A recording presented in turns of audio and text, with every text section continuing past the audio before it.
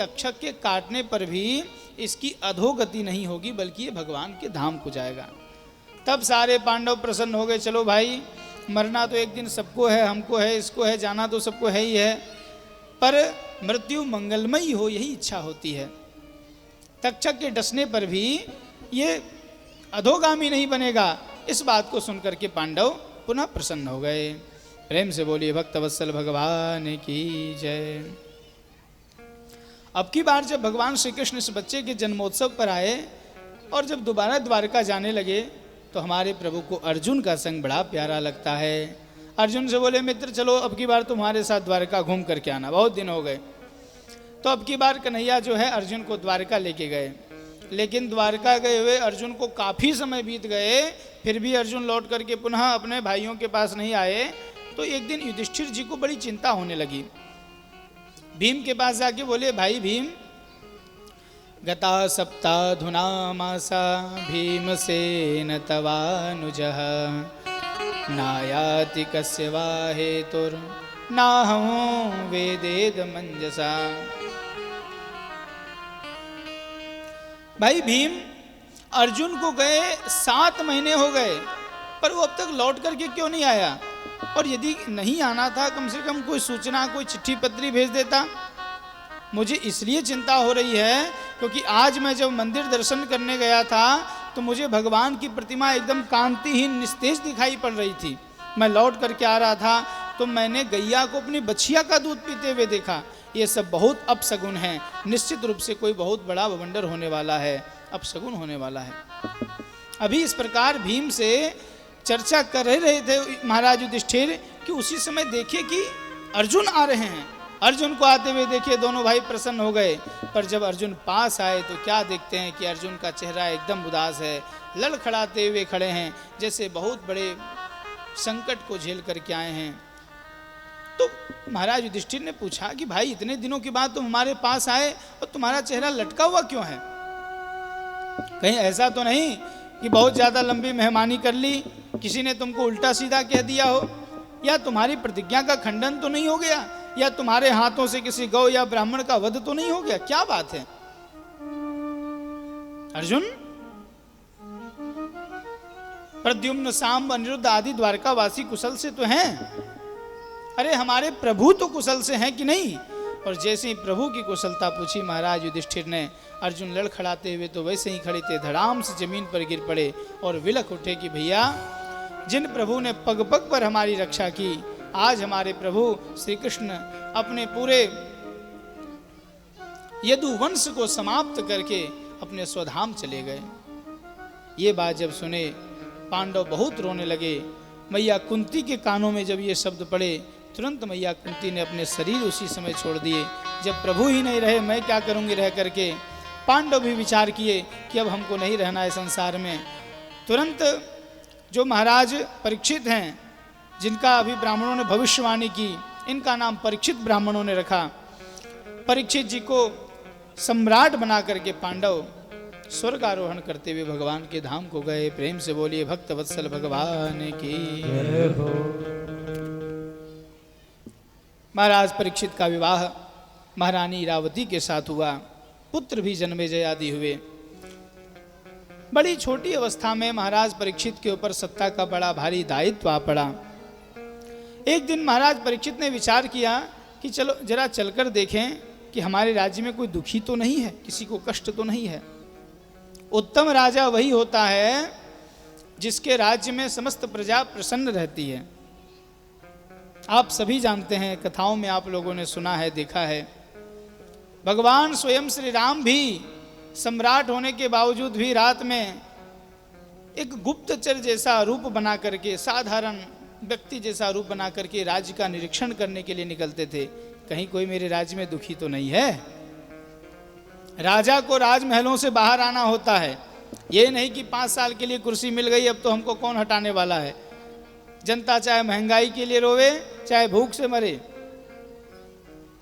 राजा को बाहर निकल करके जनता की समस्याओं को सुनना पड़ता है। वही श्रेष्ठ राजा होता है।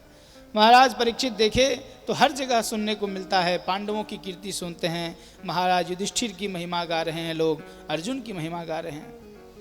पर एक जगह देखिए महाराज परीक्षित कि एक लंबा चौड़ा हट्टा कट्ठा काला आदमी हाथ में डंडा तलवार लेकर के एक गैया और बछड़े को बुरी तरह मार रहा है। बछड़े के 3 पैर टूटे हुए हैं, एक पैर से जैसे तैसे वो जीवित है, उसे भी तोड़ने का प्रयास कर रहा है, पाद प्रहार कर रहा है।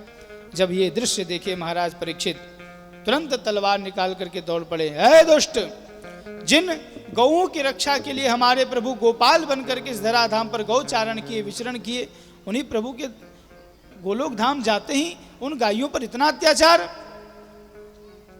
तुरंत तलवार लेके जैसे ही मारने के लिए दौड़े, वैसे ही वो व्यक्ति आकर के चरणों में गिर पड़ा। महाराज क्षमा करिए। क्षत्रियों का नियम होता है कि आपका कितना भी बड़ा शत्रु क्यों ना हो, पर यदि वो आपकी शरण में आ गया है तो उसकी रक्षा आपका दायित्व है। शरण में आया हुआ जान करके महाराज परीक्षित अपने म्यान को खड्ग में कर लेते हैं। मां सौरभेयानुशुचो व्यतुते वृषलाद्भयम् मारोदीरंब भद्रन्ते कलानां महिषास्तरी। महाराज परीक्षित उन गाय और बछड़े से बातें करते हैं कि हे गौ माता, आप अपना परिचय दीजिए। हे वृषभदेव, आप कौन हैं? क्योंकि अभी अभी मैं सुन रहा था आप दोनों आपस में बातें कर रहे थे और आपकी बातों से ये लग रहा था कि आप साधारण गाय बछड़े नहीं हैं। हे वृषभदेव, आपके दुख का कारण कौन है? आपको ये कष्ट किसने दिया है? बछड़ा कहता, महाराज मैं अपने दुख का कारण किसे बताऊं, क्योंकि लोग कहते हैं कि जो जैसा कर्म करेगा उसको वैसा फल मिलेगा। कुछ लोग ये भी कहते हैं महाराज कि ईश्वर की इच्छा के बिना पत्ता भी नहीं हिलता। कुछ लोगों का ये भी कहना है, अरे भैया इस समय तुम्हारे ग्रह इतने खराब चल रहे हैं कि तुम कुछ भी कर लो सुखी हो ही नहीं सकते। तो महाराज मैं अपनी दुर्दशा का कारण ग्रहों को दूं, समय को दूं, काल को दूं, ईश्वर की इच्छा को दूं या कर्मों को दूं? इसलिए हे महाराज मैं अपने इस दुर्दशा का कारण किसी को नहीं देता। जब ये बातें सुने महाराज परीक्षित समझ गए कि आप साक्षात धर्म हैं।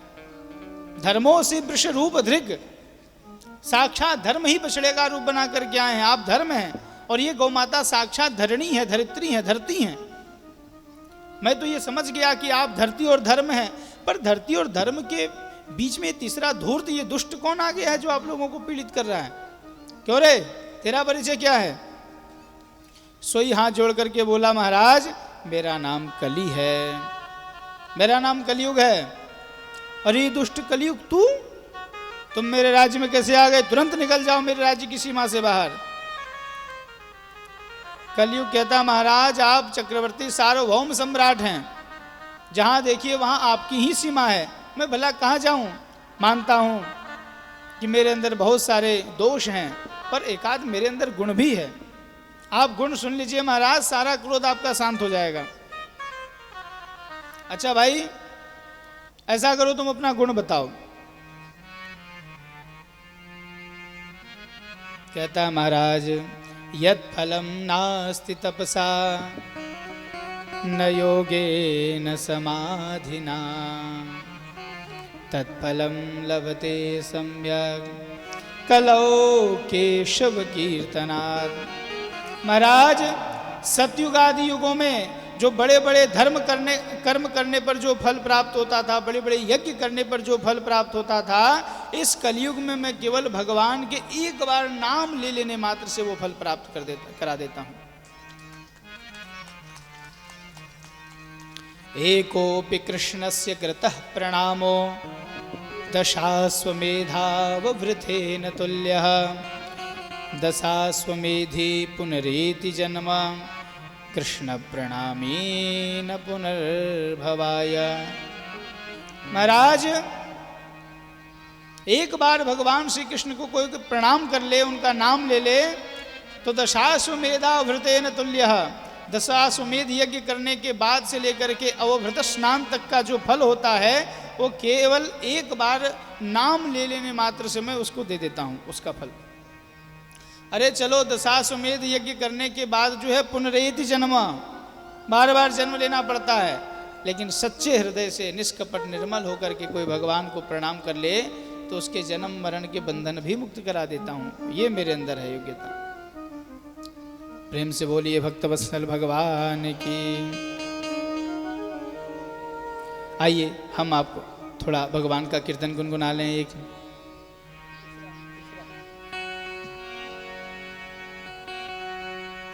राम नाम राम नाम के हीरे मोती, कृष्ण नाम के हीरे मोती, मैं बिखराऊं गली गली। ले लो रे कोई राम का प्यारा, शोर मचाऊं गली गली। बोलो राम बोलो राम राम राम। राम नाम के हीरे मोती, मैं बिखराऊं गली गली। ले लो रे कोई राम का प्यारा, और बचाऊं गली गली। बोलो राम बोलो राम बोलो राम राम राम। बोलो राम बोलो राम बोलो राम राम राम। हरि बोल। ताली की सेवा करते हुए मस्ती के साथ गाइए।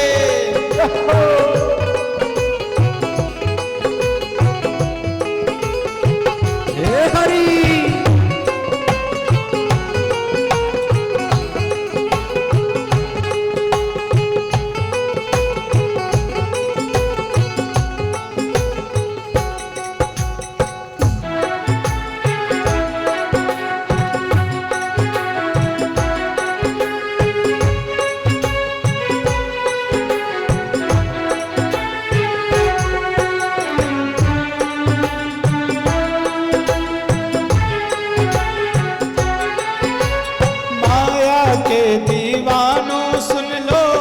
एक दिन ऐसा आएगा, धन दौलत और माल खजाना यहीं पड़ा रह जाएगा।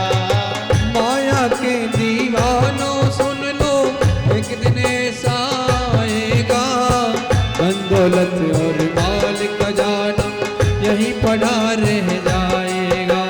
माया के दीवानों सुन लो, एक दिन ऐसा आएगा, धन दौलत और माल खजाना यहीं पड़ा रह जाएगा। माया के दीवानों सुन लो, एक दिन ऐसा आएगा, धन दौलत और माल खजाना यहीं पड़ा रह जाएगा। सुंदर काया मिट्टी होगी, सुंदर काया मिट्टी होगी, चर्चा होगी गली गली। ले लो रे कोई राम का प्यारा, और बचाओ गली गली। बोलो राम बोलो राम बोलो राम राम राम। बोलो राम बोलो राम बोलो राम राम राम। बोलिए भक्तवत्सल भगवान की जय।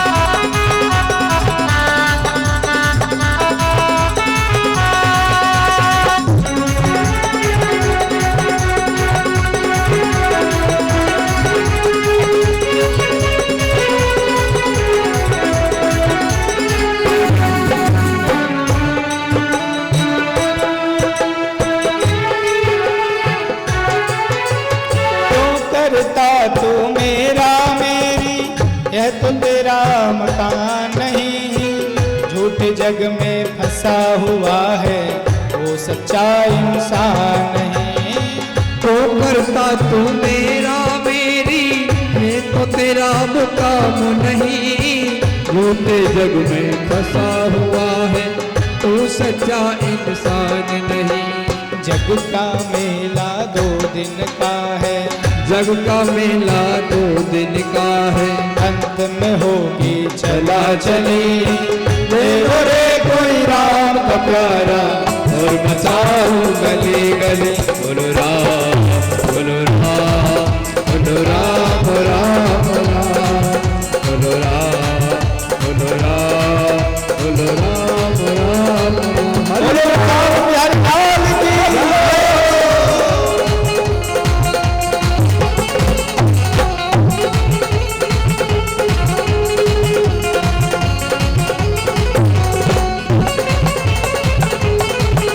हे हरि।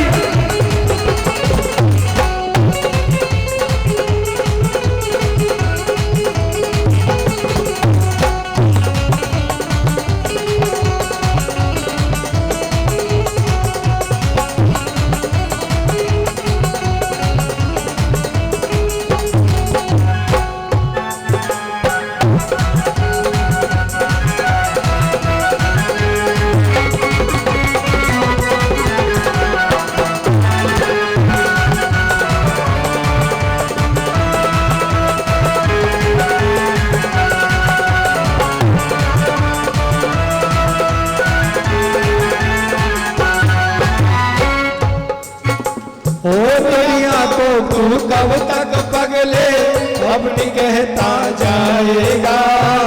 ईश्वर को तू भूल गया है अंत समय पछताएगा। दुनिया को तू कब तक पगले अपनी कहता जाएगा। ईश्वर को तू भूल गया है अंत समय पछताएगा। 2 दिन का यह चमन खिला है, 2 दिन का यह चमन खिला है, फिर मुरझाए कली कली। देखो रे कोई राम का प्यारा और बचाओ गली गली। बोलो राम बोलो राम बोलो राम राम राम, बोलो राम बोलो राम बोलो राम राम राम।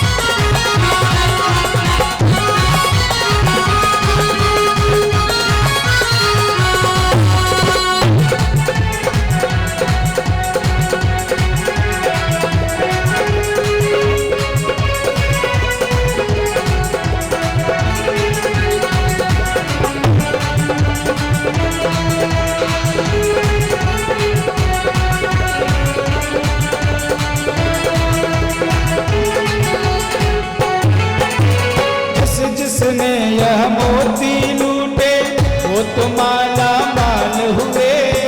जिसने वह मोती लूटे वो तो माला माल हुए। धन दौलत के बने पुजारी आखिर वो कंगाल हुए। धन दौलत के बने पुजारी आखिर में कंगाल हुए। चांदी सोने वालों सुन लो,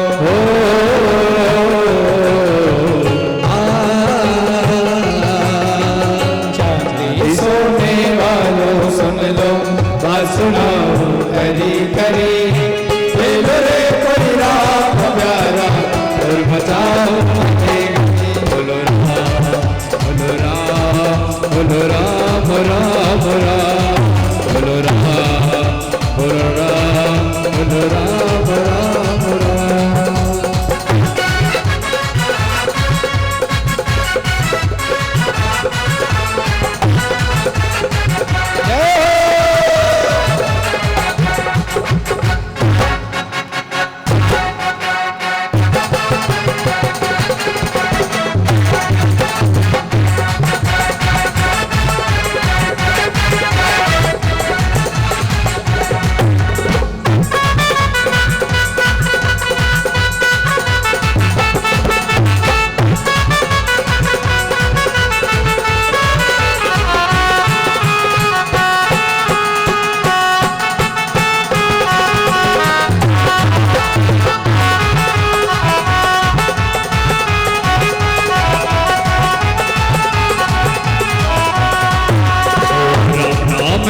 हीरे मोती बिखराऊं गली गली, ले लो रे कोई आपका प्यारा और बताऊं गली गली। दुल्हा दुल्हा दुल्हा दुल्हा दुल्हा दुल्हा दुल्हा दुल्हा दुल्हा। और राजा राम राम राम सीता राम राम राम राम राम सीता राम राम राम। राजा राम राम राम सीता राम राम राम राम राम सीता राम राम राम। राजा राम राम राम सीता राम राम राम राम राम सीता राम राम राम राम राम राम राम राम।